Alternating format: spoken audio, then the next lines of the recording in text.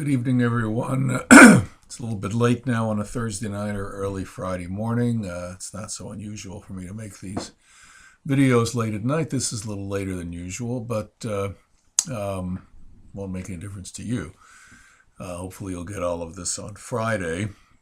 Just a couple of administrative things to begin. I have posted final paper information. I originally posted it and did not include the information there. Now it should be there for you to begin to work on finding a topic for your final paper. It's a little bit unusual, as I mentioned before, bibliographic essay. I have described what that is in that folder, but if you have any questions, don't hesitate to write me or call me or whatever, and begin to think about what it is that you'd like to work on. This can really be anything which is connected to the periods of time we're studying, from the biblical period all the way up through the rabbinic, Talmudic period, and so on. And it can involve any particular thing that you might have an interest in, whether it's historical, textual, a word, just as long as there might be enough to find lots of resources. There's a requirement of something like 10 to 15 bibliographical references, resources, and the nature of this work is to do everything you would normally do to write a paper of this sort, except not actually to write the paper, but to write a paper about the materials that you've come across and would be using to write that paper. So it's really about the process, and it's really to introduce you to the process of research in the world of Jewish studies, looking at digital resources, other kinds of resources, and so on, and then being able to read those materials with an eye towards the task that you are needing to perform. So that's the first thing. The second is the next lesson. We really only have 3 or 4 more lessons in the course moving along. And the next lesson is not going to go in our normal weekly format, except we'll start on Friday and continue through till the following week. And then not just that Friday, but the following Monday of the following week. It's a little longer, the material there. And so I'm giving you a little longer on that. The week following, we'll be looking at Talmud, halachic legal material. The week after that, we'll be looking at midrashic material, non-legal, and then the final week will be just reflections on the course, an opportunity for you to finish writing your papers and so on. And that's what the rest of the semester is going to look like.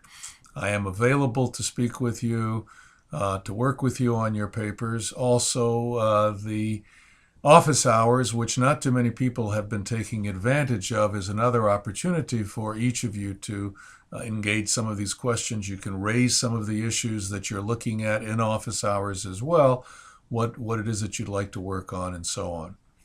So that's just as an introduction. Just a few words on the reading and the material that you had for this week. There was a drop-off in the amount of conversation this week. Sometimes this happens in a course, and I understand it, but we do need to continue to have you engaged in this material, and the part of the purpose and of the threads is to have it go back and forth a little bit. Many of the comments, however, were quite interesting and important, so I don't want to discount that, but just the amount, the quantity was not what we've been having earlier. And I hope that this following week's materials will involve you a little bit more.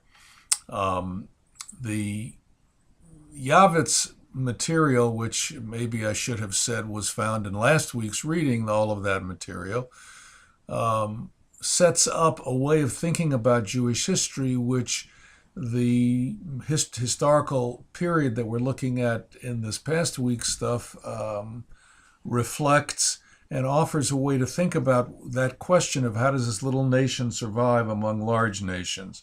Up until the destruction of the Second Temple and even following, the insights offered by Yavitz, I think, continue to be quite relevant. And once the Jewish state began again in 48, those insights continue to be relevant. How does a little state survive in the midst of larger states? Well, as you know, there are all these various strategies. You ally yourself with a strong state. Or you try to form a coalition and create yourself as a strong state, or you form a coalition to fight against the larger state, or you try to remain neutral and sort of not take a position and allow the stronger states not to view you as a threat somehow. All of these were tried by the Jews, by the Israelites, and so on. And one of the things that Yavitch shows is that creating this alliance with a strong state, which means you have to give up a lot of your autonomy, eventually, in every case, there develops a nationalistic movement which is not happy with being under the thumb of a large state, and particularly when that large state begins to show weakness, or when that large state is involved with fighting with other large states, the national identity of the Jewish people begins to emerge, and then they want to revolt and break away and so on because they don't want to continue to be under the domination of a large state. Sometimes this revolt is successful, but it's usually, even if it is successful, only lasts for a certain period of time because that small state eventually will come under the thumb of a larger state. The question of why people cared about it, as you see, if you look at a map, you have Egypt and Syria, and what's right in between them, of course, is Israel, is Judea. So they were fighting, both of them were fighting over Israel, over Judea. And in Judea itself, you had the pro-Egypt people, that's called the Ptolemies, and the pro-Seleucid, that's the Syrians. And they would fight with each other in Palestine itself. It's just like in any country. You have, at a certain point, even the United States, you had pro-Russians, you had anti-Russians, you had, but the United States has been a power for so long that it's hard for us to imagine how that would work. But in other countries, there are choices that people make. In the Arab world, do you want to be with the Americans? Do you want to be with the Russians? Do you want to be with the Chinese? You want to be with the Iranians? And these are difficult choices that each country has to make, and the survival of those countries depends on that. I just wanted to make a few comments. I won't spend too much time on this about the Chanukah celebration. I have a whole thing here about the origins of the holiday of Chanukah. I've always been intrigued by that. And Yavitch makes a big point of this as well. What was the holiday of Chanukah all about? How did it begin? The traditional story has a particular picture of how the holiday developed in the first place. Probably that initial picture is not historically founded, and maybe it started differently. That's the reason that I put in this little quotation, this little selection from the Book of the Maccabees, which shows that you have Hellenists going to the Syrians and saying, we have all these Jews who don't want to be part of this Hellenistic world. You got to help us put them down. And of course, the Hellenistic Jews who came to the Syrians came with bribes. They looted from the temple to get bribes in order to get the Syrians on their side. At any rate, a lot of people look at what happened in this rebellion as initially a civil war, as something that happened between the Hellenists and the traditional Jews.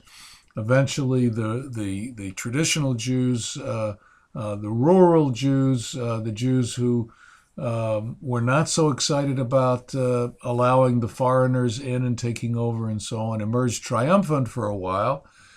But that did not last forever. You did have the Hasmoneans who took over, and maybe the real conflict was over the foreigners as opposed to Hellenistic culture. There's some readings on that if you read the material from the Center for Online Judaic Studies from the New York University, you would have seen some of that material. So I thought it would be interesting to look at that. Also, the development of the history of the holiday. Where did this little jar of oil story come from? Why was it so important? It certainly, you don't find it in some of the materials, particularly in the Al Hanisim prayer, which for those people who are familiar with traditional Judaism, that's the prayer that gets said over and over again during the holiday of Hanukkah, and the jar of oil isn't mentioned there at all. Finally, the who and what is a Jew, that question seems to me to be, again, a very slippery question, and Shia Cohen begins to help us answer that question, going from Judean Judaismos to other kinds of understandings of that word, which maybe originally had to do with territory, but later on had much more to do with religion, had to do with a series of beliefs, which had to do with ethnic stuff, all kinds of things. One of the things we're going to see this coming week is that there were all kinds of Jews, particularly the first century or two. What we think of as rabbinic Judaism, the rabbinic period, there were lots and lots of competing elements within the Jewish community, within the community of Judea, to say, well, what does it actually mean to be a Jew? And how do we carry this out? And it was only later on that rabbinic Judaism, the Judaism that develops in the Middle Ages, really, which becomes the predominant form of Judaism, that really wins out. So people want to know, what was it the Jews actually did in the first century? Was it something that united them all? Were they all celebrating the same holidays? They were all using the temple? Was there the same Sabbath? Was there the same dietary laws? And Jaffe will provide a lot of information on that. So all of these questions is sort of in the formation of Judaism, the movement from Israelite religion, which existed earlier, into something which we call now Judaism. And how did that happen? When did it happen? What were the occasions for it to happen? Cohen makes in his book that this material is taken from, spends a lot of time talking about conversion. You wouldn't need conversion if it was simply living in that country, if it was simply being part of that country's world, where you didn't need conversion in Rome, you didn't need conversion in Babylonia. You simply began to do what everybody else did. In Judea, if you wanted if people wanted to become, as it were, Jewish, they had to do something. They had to affirm certain things. There is no conversion in the story of Ezra and Nehemiah. When Ezra says, get rid of your foreign wives, there is no option for these foreign wives to convert to Judaism. They just need to be gotten rid of. There is no strategy. There is no form. There is no way for that to happen. Only later does that happen. And that happens when Judaism becomes something different and Jewish identity becomes something different. This slippery understanding of Jewish identity continues into the modern period, and we are right in the middle of it right now with this last demographic study, what's called the Pew, P-E-W, the Pew Research report, which came out recently. And everybody now is trying to figure out, what does it mean for American Jewry? And that question of Jewish identity, who is a Jew and how is one a Jew? And a Jew not by religion, yes by religion. If it's not by religion, how do you pass it on? All of these things are very important, and they have been important for 2,000 years. And one of the things that we look at throughout this course and the second half of the course is sort of the continuities and the discontinuities in this. So have a good week, have a good Shabbat, and we'll continue our discussion throughout this coming week.